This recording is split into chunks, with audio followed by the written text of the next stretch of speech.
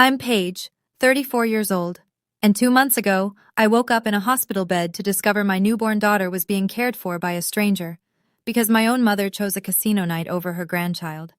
For 9 years, I secretly sent my parents $4,500 every month. That's nearly $500,000. Not once did anyone say thank you. Then came the night I lay in the emergency room with a punctured lung and 3 broken ribs. My baby girl was alone in the NICU, and my mother told my husband, "Paige always has these emergencies. Your sister never has these problems." 3 hours after I canceled every single transfer, my grandfather walked into my hospital room. He carried a thick folder. What he said next changed everything. Before I tell you what happened, if you enjoy stories about standing up for yourself and karma doing its job, please take a moment to like and subscribe, but only if you genuinely connect with this story. Drop a comment below. Where are you watching from, and what time is it there?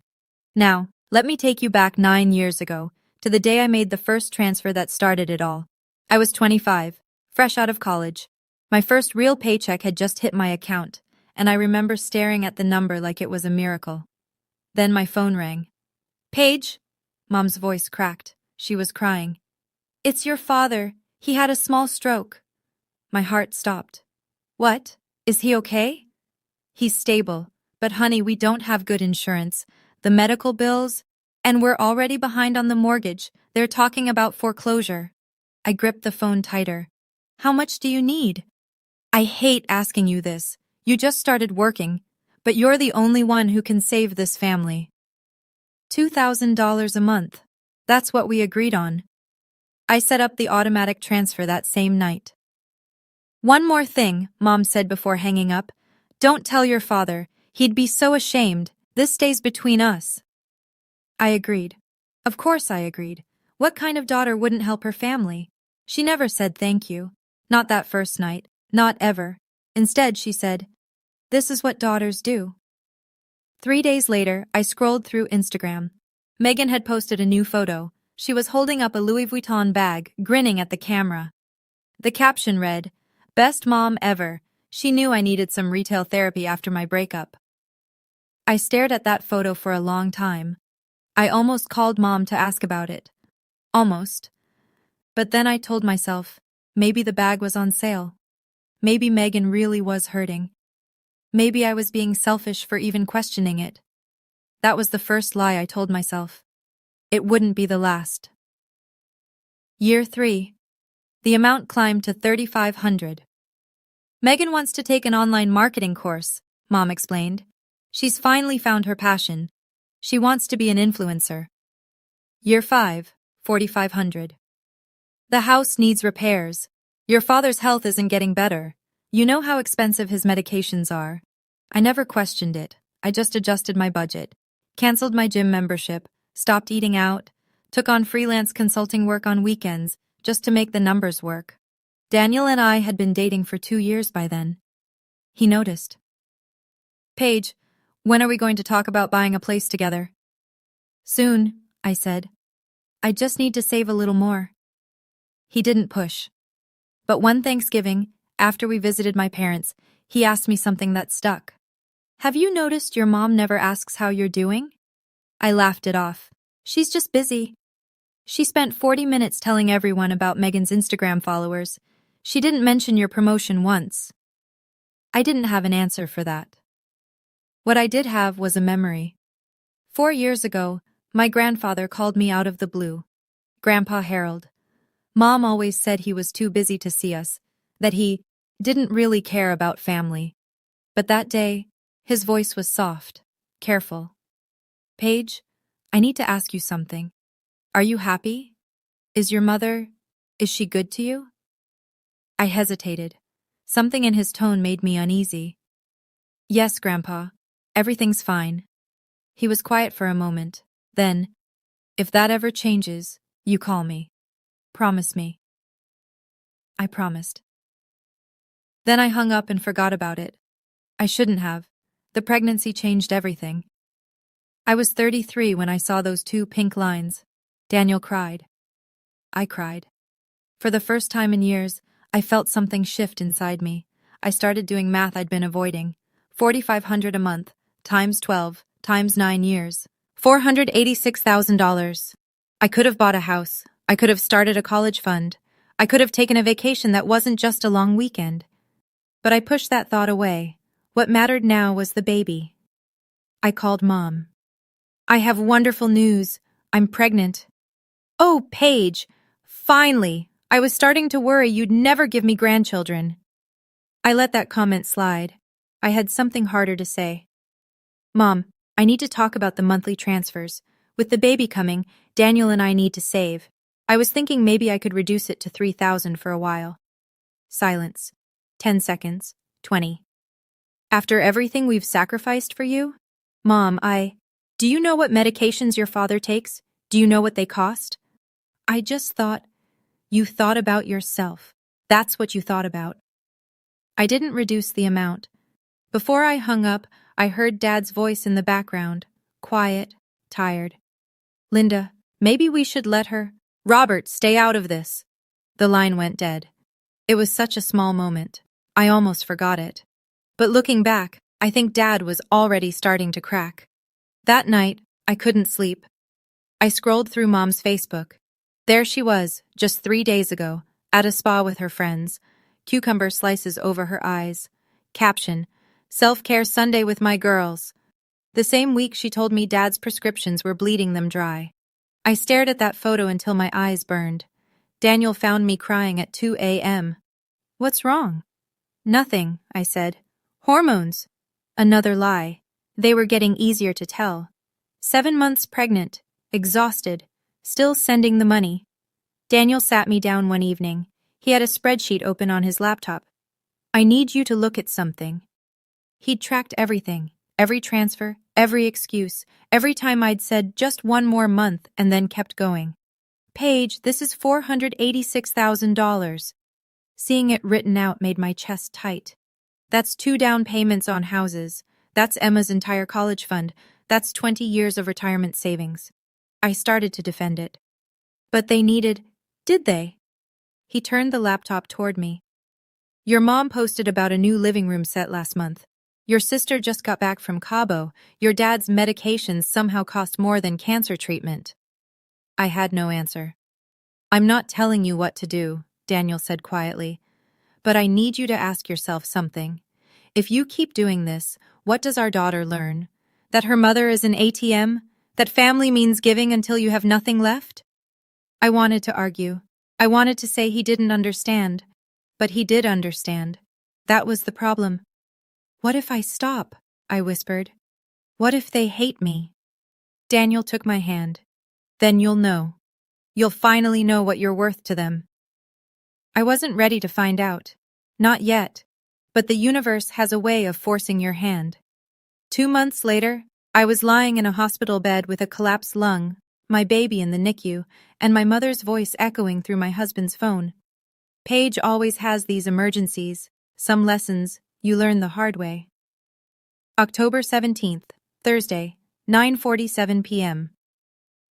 I remember the exact time because I just checked my phone. Daniel had texted, "Drive safe, love you." 36 weeks pregnant, bone-tired from a late meeting. The rain was coming down hard, the kind of downpour that turns headlights into blurs. I was 3 miles from home, the intersection at Maple and 5th. I had the green light. I remember that clearly. Green means go. Green means safe. The pickup truck ran the red. I didn't even see it coming. 1 second I was thinking about a warm bath and sleep. The next, metal screaming, glass exploding, the world spinning. I felt the impact in my bones, in my chest, in the place where my daughter was supposed to be safe. My airbag deployed. Something cracked. Multiple somethings. I couldn't breathe. Each inhale was fire. Through the shattered window I heard sirens. Far away, then closer. My hand found my belly. Still there, still round. But was she moving? I couldn't tell. Everything hurt too much. Ma'am? Ma'am, can you hear me? Flashlights. Voices. Someone cutting through my seatbelt. She's pregnant. We need to move now. I tried to speak. Tried to say, save her first. But no sound came out. The last thing I saw before everything went black was a paramedic's face, young and scared. The last thing I thought was, please, not her. Take me if you have to, but not her. Then nothing. I wouldn't wake up for 14 hours. And when I did, I'd learn exactly what my family was made of. Daniel was in Seattle when his phone rang. He told me later how it happened. He was in his hotel room, reviewing code for a morning presentation. The caller ID said Denver General. Mr. Reynolds, this is Dr. Okonkwo. Your wife has been in a serious accident. He doesn't remember packing, doesn't remember calling the airline, just fragments. Running through the airport, begging for an earlier flight, being told the soonest departure was 6 hours away. Is she alive? He kept asking. Is the baby alive? Your wife is in surgery, emergency C-section. We had to deliver the baby early. She's in the NICU now. And Paige? Punctured lung, 3 broken ribs, internal bleeding. She's critical but stable. Daniel stood in the middle of SeaTac Airport and felt the ground disappear. 6 hours. He couldn't get there for 6 hours. His wife was unconscious in surgery. His newborn daughter was alone in the NICU, and he was 2,000 miles away. He did the only thing he could think of. He called my mother. She lived 20 minutes from the hospital. 20 minutes. She could be there before the surgery ended. She could hold Emma. She could be there when I woke up. The phone rang 4 times. Hello? Mom's voice was cheerful, relaxed. Linda, it's Daniel. Paige has been in an accident. She's in surgery. The baby. Oh my God. A gasp. Genuine shock. Is she okay? I don't know. I need you to go to the hospital. Please, I can't get there for 6 hours. A pause. Too long. Tonight? And that's when everything changed. Yes, tonight. Daniel's voice cracked. Now, please. Your granddaughter is in the NICU alone. Another pause. In the background, Daniel heard something. Bells, electronic chimes, the unmistakable soundtrack of slot machines. Daniel, you know Megan is on her Caribbean cruise this week. What does that have to do with? I promised to watch her cat. Whiskers gets anxious when he's alone. Daniel laughed. He actually laughed, because surely this was a joke. Linda, your daughter is in the ICU. Your granddaughter was just born premature. I'm asking you to drive 20 minutes. Paige always has these emergencies. Her voice turned cold, annoyed. Your sister never has these problems. Megan is so organized, so put together. Maybe if Paige wasn't always working late. She was driving home from work, Linda. A truck ran a red light. Well, I'm sure it's not as serious as it sounds. You know how hospitals exaggerate. Call me tomorrow when things calm down. The slot machines chimed again, louder now. She wasn't even trying to hide it. You're at a casino, Daniel said flatly. I'm having a night out with friends. Is that a crime? Your daughter almost died. And she didn't, did she? She'll be fine. She's always fine. A sigh, heavy with inconvenience. Besides, Daniel, you married her. This is your responsibility, not mine. She hung up. Daniel stared at his phone for a long time. Then he did something he'd never done before. He scrolled to a contact he'd saved months ago, just in case. A number Paige had mentioned once, years back. Harold Green. He pressed call. At 78 years old, my grandfather answered on the second ring. I woke up to fluorescent lights and a tube down my throat. Everything hurt. My chest, my arm, my head, even my thoughts felt bruised. A nurse leaned over me. Mrs. Reynolds, you're in the ICU. You've been in surgery. Try not to move. I couldn't speak with the tube, but my hand flew to my stomach. Flat. Empty. Panic. Pure, white-hot panic. The nurse understood. Your daughter is alive. She's in the NICU. She's small but strong. I started crying. Couldn't stop. They removed the tube an hour later. My voice came out like sandpaper. Where's my husband? He's on a flight. Should land in 2 hours. My mother? The nurse hesitated. That hesitation told me everything. No family has come yet, ma'am. No one. My daughter was born, and no one from my family came. I asked for my phone. They'd saved it from the wreckage. Cracked screen, but functional. No missed calls from Mom. No texts. Nothing. But there was one notification, an Instagram post from Megan, time-stamped 3 hours ago, a selfie on a cruise ship deck, cocktail in hand. Caption, living my best life, Caribbean vibes only. I put the phone down. I need to hire a night nurse, I told the attending. Someone to stay with my daughter in the NICU until my husband arrives. They connected me with an agency. 40 minutes later, a woman walked into my room. Mrs. Reynolds, I'm Maggie. I'll be taking care of Emma tonight. She was mid-40s, warm eyes, competent hands. Wait, she said, reading my chart. Reynolds. Paige Reynolds? Yes. He used to say his biggest regret was not speaking up sooner. I never understood what he meant. She paused, studying my face. Would you like me to contact him? I still have his number. I shook my head slowly. Not yet. I need to process everything first. She nodded, respecting my choice. But before she left, she scribbled something on a notepad and placed it on my bedside table. Just in case you change your mind. I didn't know then that someone else had already made the call. My heart stuttered. He talked about me? Maggie stayed while I processed her words. What did he say about me? That you were brilliant, that you worked too hard, that he worried about you. She paused. He also said his biggest regret was not speaking up sooner. I never understood what he meant. I didn't either, not then. After Maggie left to check on Emma, I lay alone in the dark. My right arm was in a cast. Every breath sent pain shooting through my ribs. But my mind was sharp. Sharper than it had been in years. I fumbled for my phone with my left hand, opened my banking app. The transaction history loaded. 9 years of transfers. Automatic, reliable, like clockwork. $4,500 every single month. I scrolled back, and back, and back. Not one thank you text in the records, not one acknowledgement, just money flowing out into a void that was never satisfied. My finger hovered over the settings. Manage automatic transfers. Mom's voice echoed in my head. This is what daughters do. But what do mothers do? What do mothers do when their daughters are bleeding in emergency rooms? They show up.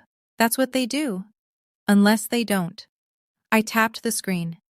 Cancel transfer. Are you sure? Yes. Another tap. Cancel transfer. Are you sure? Yes. 9 years. $486,000. 3 taps. That's all it took to end it. I put the phone down. For the first time in almost a decade, I felt something loosen in my chest. Something that had nothing to do with broken ribs. I should have done this years ago. 3 hours later, my hospital room door opened. And there stood my grandfather. He looked exactly as I remembered. Tall, even at 78. Silver hair cropped short.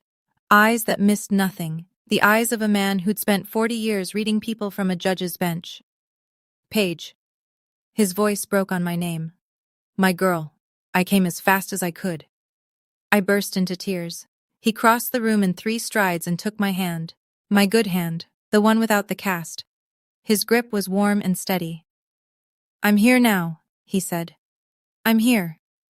I couldn't speak. 4 years. It had been 4 years since I'd seen him. Mom always had an excuse. Grandpa's traveling. Grandpa's busy with his foundation. Grandpa doesn't really do family visits anymore. I choked on the words. Mom said you didn't want to see me. His jaw tightened. She told me the same thing about you. We stared at each other. Years of manipulation, suddenly visible. Daniel called me tonight, Grandpa said.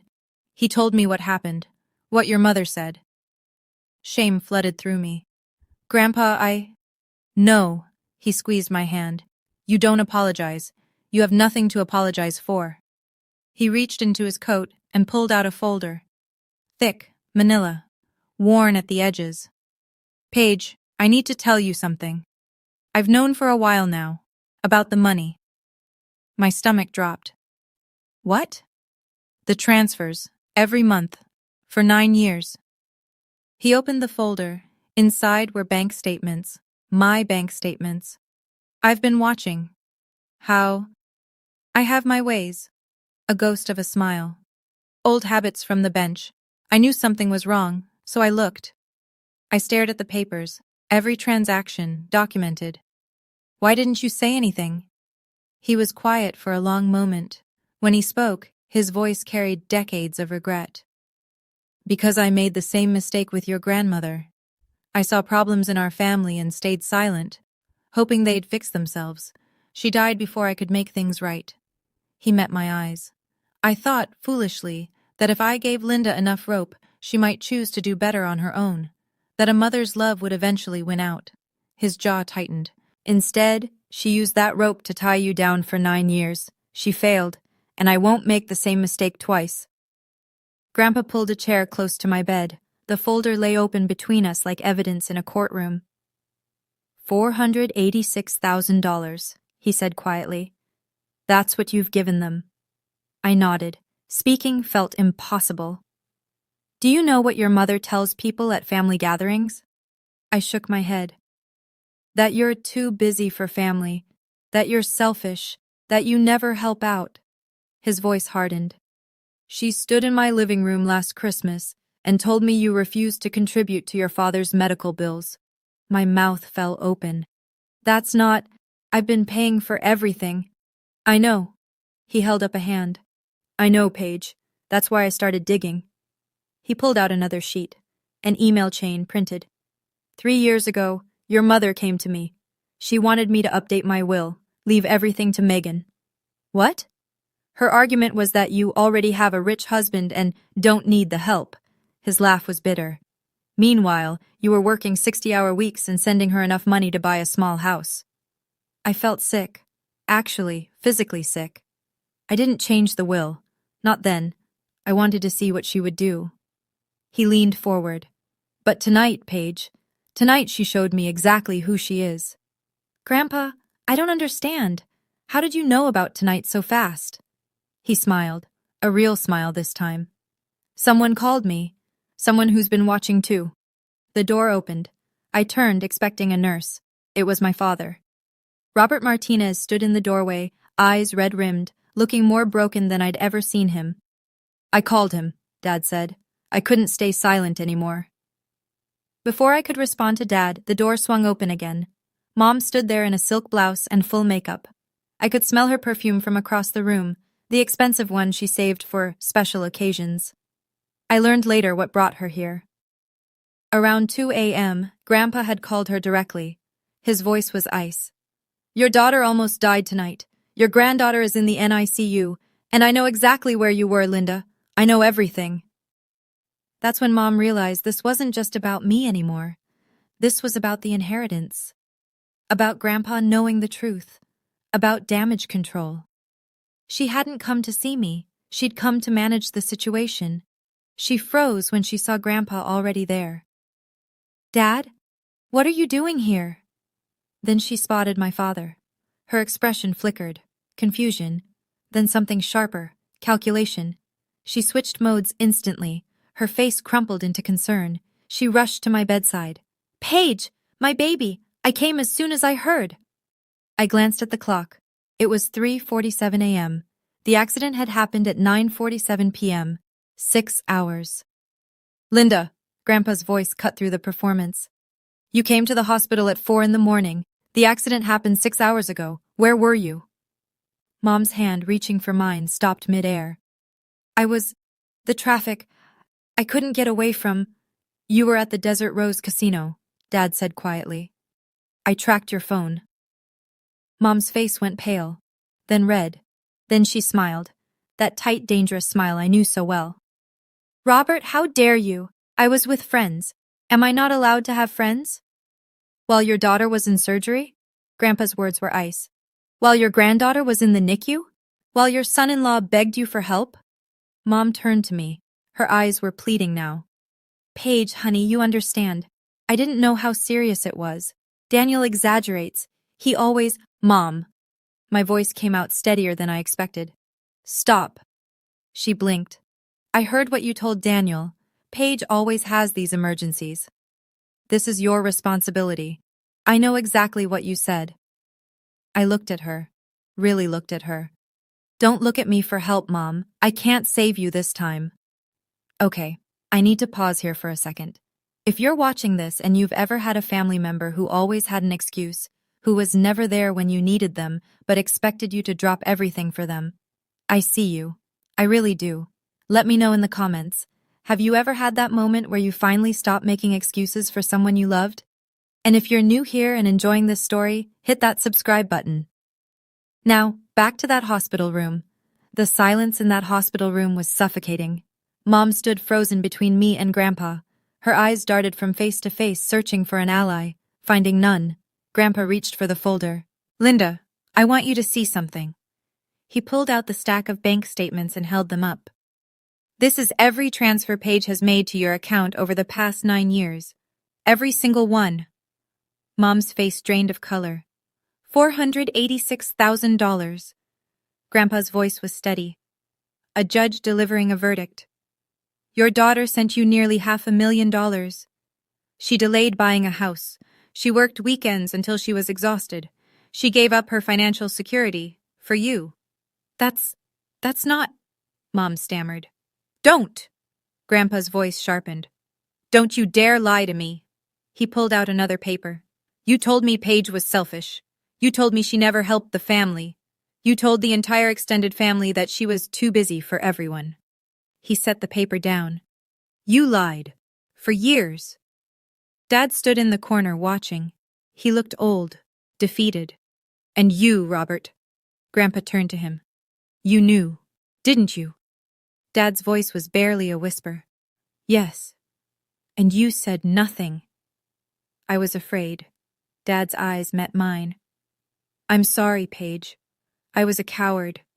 Mom found her voice. "This is ridiculous. That money was... She offered... We needed..." "You needed?" Grandpa stepped closer. "You needed a spa day? You needed casino nights?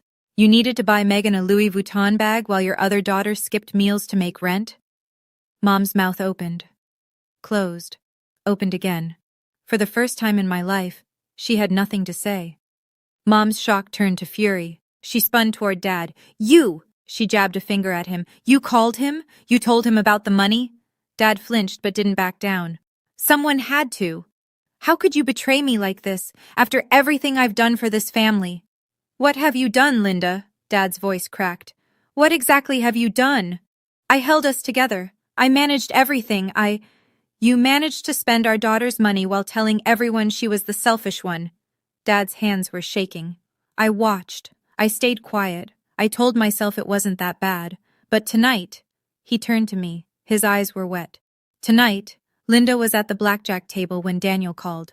I heard everything. She laughed about it afterward. She said Paige will figure it out. She always does. The room tilted. Even knowing what I knew, hearing it spoken aloud was different. Heavier. I couldn't... Dad's voice broke. "I couldn't let it go anymore. So I called your grandfather. I told him everything."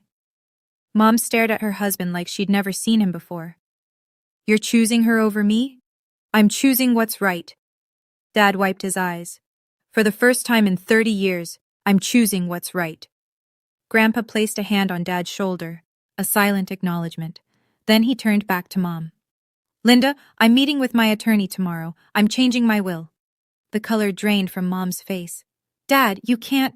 Megan is 29 years old and has never held a job. That's not Megan's fault. That's yours." "But... We're done here, Linda." Grandpa's voice was final. "We're done." Mom's composure shattered. "Dad, please, you don't understand. Paige doesn't need the money. She has Daniel. She has her career. Megan has nothing." "Megan has nothing because you never let her have anything," Grandpa said. "You gave her money instead of responsibility, comfort instead of character. That's not love, Linda. That's sabotage." Mom turned to me, desperate now. "Paige, talk to him. Tell him we can work this out. We're family." I looked at her, really looked. This was the woman who taught me to ride a bike, who braided my hair before school, who told me I could be anything I wanted. This was also the woman who spent 9 years taking my money and telling everyone I was selfish, who chose a casino over her dying daughter, who made me feel guilty for existing. Both things were true, and that was the hardest part. "Mom." My voice was calm. I was surprised by how calm. "I can't help you this time." "But I've helped you for 9 years. I'm done." She started crying, real tears or performance tears. I couldn't tell anymore. Maybe there was no difference. Grandpa touched my hand. "Paige, I don't know if you want anything from me. After all this time, After how I failed you by not speaking up sooner. His voice wavered. But I want you to know. I see you. I've always seen you. I squeezed his hand. I don't need money, Grandpa. I know. I just needed someone to show up. He smiled, the first real smile I'd seen from him in years. You'll have both. I'll make sure of it. Mom watched us. Something shifted in her face. The tears stopped. And in that moment, I saw it. She wasn't sad. She was calculating her next move. 4 weeks passed. My ribs healed. My lung reinflated. Emma grew stronger every day, hitting milestones the doctors said might take months. Life found a new rhythm. Quiet mornings with coffee. Emma's small sounds filling the house. Daniel working from home so he could be close. And no money leaving my account. The first month without the transfer felt strange, like a phantom limb. I kept checking my bank app, half expecting to see the withdrawal, but there was nothing, just peace. Mom called. A lot. Paige, please, let's talk. Paige, I've been doing a lot of thinking. Paige, you can't shut me out forever. I didn't answer. I wasn't ready. Then, one afternoon, the voicemail was different. Paige. Mom's voice was thick, wet. I know I messed up. I know I hurt you, but please, let me meet Emma. Let me be her grandmother. I'll do better. I promise. I played that message 3 times. Daniel watched me carefully. You're considering it. Am I stupid if I am? You're not stupid, you're hopeful. He kissed my forehead. That's different. I called her back. One chance, Mom. Emma's 1-month celebration. You can come, but this is it. If you mess this up, I won't, I swear. Thank you, Paige. Thank you. The party was set. 20 people, Grandpa, Dad, a few close friends, colleagues from work, and Mom. Daniel helped me prepare. Decorations, food, a small playlist. Are you sure about this? He asked the night before. I looked at Emma, sleeping in her bassinet. No, but I need to know, once and for all. He nodded. He understood. We both knew this wasn't really about second chances. It was about closure. The party started at 2. Grandpa arrived first, carrying a stuffed elephant bigger than Emma. Dad came alone. He and Mom had driven separately, which I noticed but didn't mention. Friends filtered in, colleagues. The house filled with warm bodies and warmer wishes. Emma slept through most of it, blissfully unaware of her own celebration. Mom arrived at 2:45, 45 minutes late. She walked in with Megan. I hadn't invited Megan. Surprise! Mom beamed. Megan flew back early from her trip to meet her niece. Megan smiled her Instagram smile. Hey sis, congrats on the baby. I forced a smile back. Thanks for coming. Daniel's hand found mine, a warning, a support. Mom made the rounds, hugging people, exclaiming over decorations, playing the doting grandmother. To anyone watching, she was perfect. But I watched her eyes. She kept glancing at Grandpa, every few minutes, checking his location, tracking his movements. I wasn't the only one who noticed. Your mother's up to something, Daniel murmured. I know. 30 minutes into the party, I slipped into the kitchen for more napkins. Megan was there, on her phone. She didn't see me. Mom, you need to talk to him soon. She was whispering, but the kitchen had good acoustics. I can't keep living like this. I need that money. I froze. I know, honey. Mom's voice came through the phone speaker. I'm working on it. Just give me an opening. You promised you'd handle it. And I will. Trust me. I stepped back, silent. So this was it. The second chance, the apology, the tears. All of it was a play. All of it was about the inheritance. I should have known. I did know. I just didn't want to believe it. I walked back to the living room. Calm. Focused. Daniel saw my face and understood immediately. What happened? Watch. Mom had cornered Grandpa near the window. They were speaking in low voices. She had her hand on his arm, the gentle pleading gesture she'd perfected over decades. But someone had set up the karaoke machine earlier. The wireless microphone sat on the side table, and the speaker system was on. Mom didn't notice. Dad, I know things have been tense. Her voice carried through the room, amplified. Clear. But you have to understand, Megan needs the inheritance more than Paige does. Paige has a husband, a career. Megan has nothing. The room went silent. 20 pairs of eyes turned toward the window. Mom kept talking, oblivious. I'm not asking you to cut Paige out completely, just reconsider the split. It's only fair. Someone coughed. The sound cut through the air. Mom turned, saw the faces, saw the microphone on the table, its red light blinking. The color left her face. She looked around. That's not, you're taking this out of context. What context would make that better, Linda? My colleague Sarah stepped forward. Did I hear that right? You're lobbying for inheritance money at your granddaughter's party? You don't understand our family. I understand plenty. Sarah's voice was steel. Paige is one of the most generous people I know. And you're here playing politics with a baby in the next room? Mom's mouth opened and closed. No sound came out. Grandpa stepped away from her. His face was stone. Everyone in this room just heard what I've known for years. His voice carried, clear and final. My daughter sees her children as resources to exploit, not people to love. The room held its breath. I stood up. My legs were steady. My voice was clear. Mom! She turned to me. Tears were forming. Real or fake, I'd never know. Paige, please. This is a misunderstanding. I was just trying to… Stop. One word. Gentle but firm. She stopped. I walked to the center of the room. Everyone was watching. My friends, my colleagues, my family. I could feel their attention like a physical weight. I gave you one last chance today. My voice didn't waver. Not because I thought you'd changed, but because I needed to know for sure. Mom reached for me.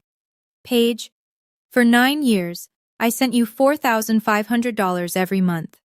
You know what that adds up to? $486,000. $500,000. Gasps.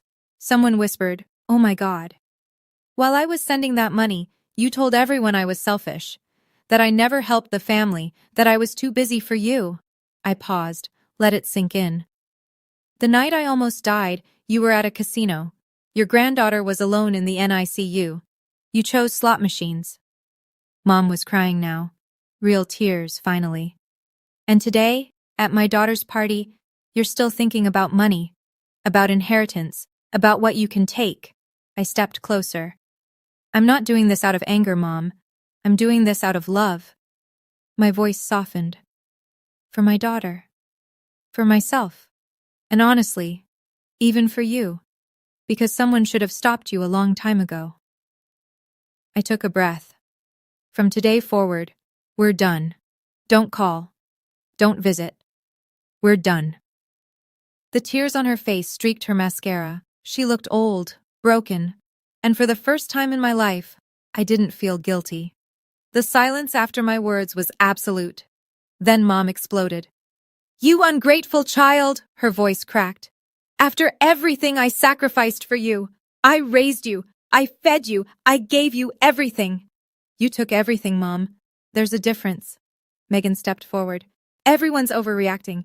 You don't know the whole story. Mom was just trying to… Save it, Megan. Sarah folded her arms. We all just heard her ask her dying father to cut Paige out of the will at a baby's party. What part of that story am I missing? Megan's mouth snapped shut. A man near the door, James, one of Daniel's colleagues, spoke up. Wait, so she sent them $500,000 and they called her selfish? Am I understanding this right? That's what I heard, someone else murmured. The whispers spread, people looking at Mom with new eyes, judgment settling over the room like a verdict. Dad stepped forward. His hands were shaking, but his voice was firm. Linda, we need to go. Robert, we can't just… Yes, we can. He put a hand on her arm. We've done enough damage here. For a moment I thought Mom would fight, scream, make a scene. Instead, something in her collapsed. The performance was over. No one was buying it anymore. She turned without another word and walked toward the door. Megan followed, shooting me a look of pure venom. Just before she left, Mom paused. You'll regret this, Paige. Someday you'll need me. I met her eyes. No, Mom. I spent 9 years thinking I needed you. Turns out I was wrong. The door closed behind them. The room exhaled. and I felt something I hadn't felt in years. Freedom. Okay, I have to ask you something. If you were me, would you have given Mom that final chance? Or would you have cut ties right there in the hospital? There's no right answer. I'm genuinely curious. Drop your thoughts in the comments. And if you haven't already, hit that like button. It really helps this story reach more people who need to hear it. Now, let me tell you what happened after they left. 2 weeks after the party, Grandpa called me. It's done. He'd met with his attorney. The new will was signed, witnessed, and filed. The breakdown was simple. 70% to me, held in trust for Emma. 20% to Dad, because he'd finally found his voice. 10% to Mom and Megan, with one condition. Mom had to complete 6 months of therapy with a licensed counselor before receiving a single cent. I don't expect her to do it, Grandpa said. But the door is open. That's the best I can offer. I didn't argue. It was more than fair. The ripple effects came quickly. Without my monthly transfers, Mom and Dad's finances tightened immediately. The spa trips stopped. The casino nights ended. Mom had to sell the new living room set she'd bragged about. Megan's influencer career collapsed without funding. She posted a tearful video about family betrayal that got exactly 47 views. A week later, she got a job at a department store. Her first real job at 29 years old. Dad called me once, alone. I know I don't deserve forgiveness. You're right, you don't. Silence. But thank you, I continued, for finally speaking up. It was too late, but it wasn't nothing. He cried. I let him. The extended family heard everything, of course. News like that travels fast. Aunts and uncles who'd believed Mom's stories for years reached out with apologies.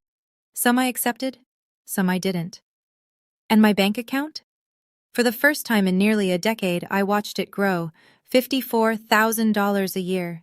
Back in my pocket, back where it belonged. Mom didn't lose her inheritance because of what I said. She lost it because of what she did. There's a difference. 3 months later, Emma is sleeping in her crib. Grandpa is in the rocking chair beside her, reading a novel with his glasses perched on his nose. Daniel is in the kitchen making coffee. This is my life now. Grandpa comes over every Sunday. He's teaching Emma to recognize his voice, even though she's too young to understand. He sings her old folk songs from his childhood. He tells her stories about her great-grandmother, the woman who saw through Mom's manipulation 50 years ago.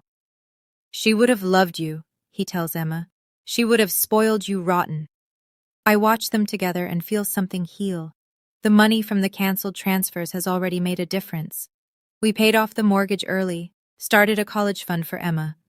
Took a vacation, our first real vacation in years, to a cabin in the mountains where the only sound was wind through pine trees. Dad calls sometimes. We talk, carefully. He's still with Mom, but something has shifted. He started setting boundaries, small ones, but real. It's not much, he told me last week, but it's a start. That's more than most people manage. He was quiet for a moment. Then, I'm proud of you, Paige. I should have said it years ago, but I'm saying it now. I didn't know how much I needed to hear that until he said it.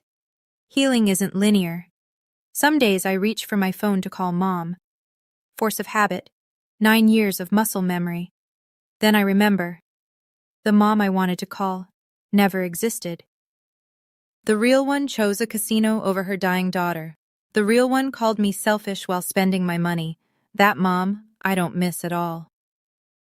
6 months after the party, my phone buzzed with an unknown number. I almost didn't answer, but something made me pick up. Paige? Megan's voice was small, nothing like her usual bravado. I said nothing, waited. I know I don't deserve this call. I know you probably hate me, but I needed to say something. Still nothing from me. Let her work for it. I got a job, a real one. I've been there for 3 months now. It's nothing fancy, just retail. But I show up. I do the work. She paused. And I started therapy. I wasn't expecting that. Dr. Winters, she's helping me see things about Mom, about me, about how I was raised to believe I was special and everyone owed me something. Her voice cracked. I'm not asking for money. I'm not asking for forgiveness. I just wanted you to know. I'm trying. For the first time in my life, I'm actually trying. Silence. Long seconds of it. Why now? I finally asked. Because Dr. Winters asked me a question I couldn't answer. She asked me, when you're old and look back on your life, who do you want to be? And I didn't have an answer. Megan's breath hitched. I don't want to be Mom, Paige. I don't want to end up alone, wondering why no one loves me. I let her words sit. This could be manipulation, another play, another con. But something in her voice felt different. Broken in a way that can't be faked. I'm not ready to let you back in, I said finally. I know. But I heard you, and I appreciate you saying it. A week later, I sent her a text. 2 words. Good luck. It wasn't forgiveness. But it wasn't a closed door either. 1 year later. Mom never called again. I heard through Dad that she's living with an old friend now. The house was sold. Turns out there were more debts than anyone knew. No more casino nights. No more spa days. No more elaborate performances of motherhood. I don't feel happy about it. But I don't feel sad either. I feel free. Megan and I aren't close. We may never be. But she's still in therapy. Still working. She sent Emma a birthday card. Handmade, not bought. A small thing, but a real one. Dad comes to dinner once a month. He and Daniel talk about football. He holds Emma with a tenderness I never saw when I was young. Maybe he's making up for lost time. Maybe he's just tired of being the man he was. Either way, I let him try. And Grandpa? Grandpa is here every Sunday. He's teaching Emma to play chess, even though she still tries to eat the pieces. He's writing a memoir about his years on the bench, and he asked me to help him edit it. You're the only one I trust with the truth, he said. I cried when he said that. The good kind of crying. Last week I was putting Emma to bed. She grabbed my finger with her tiny hand and looked at me with those big, trusting eyes, and I made her a promise. I will never make you feel like you have to earn my love. You are enough. You have always been enough. Family isn't blood. Family is who shows up, who stays, who chooses you, not because they have to, but because they want to. I finally found mine, and it was worth everything I lost to get here. Before I go, I want to share a few things I learned through all of this, not as advice because I don't know your situation, just things that helped me. First, guilt is not the same as love. For years I confused them. I thought feeling guilty about not helping meant I loved my family, but guilt is a tool people use to control you. Love doesn't work that way. Love doesn't keep score. Love doesn't make you feel small. Second, you can't set yourself on fire to keep others warm. I know you've heard this before, but hearing it and believing it are different things. It took me almost dying to finally believe it. I hope you don't wait that long. Third, the people who matter will understand your boundaries. When I finally drew a line, I was terrified. I thought everyone would abandon me. But the opposite happened. The people who truly loved me respected my decision. The people who didn't? They just showed me who they really were. And finally, choosing yourself is not selfish. It's survival, it's self-respect. It's teaching your children that their mother knows her own worth. Emma will grow up seeing a mom who doesn't apologize for existing, who doesn't beg for crumbs of affection, who knows, really knows, that she deserves better. That's the greatest gift I can give her. Thank you for staying with me through this entire story. It wasn't easy to tell, and I'm sure it wasn't easy to hear, especially if you've been through something similar. If this story resonated with you, I'd love to hear from you. Drop a comment and tell me, what would you have done differently? Or maybe, what did you recognize from your own life? If you're new here, consider subscribing. I share stories like this one, real stories about standing up for yourself, setting boundaries, and finding your people. There are more stories waiting for you in the description below, and remember, you deserve people who choose you back. Not because of what you can give them, not because of what they can take from you, just because of who you are. You're enough. You've always been enough. Thank you for watching. I'll see you in the next one.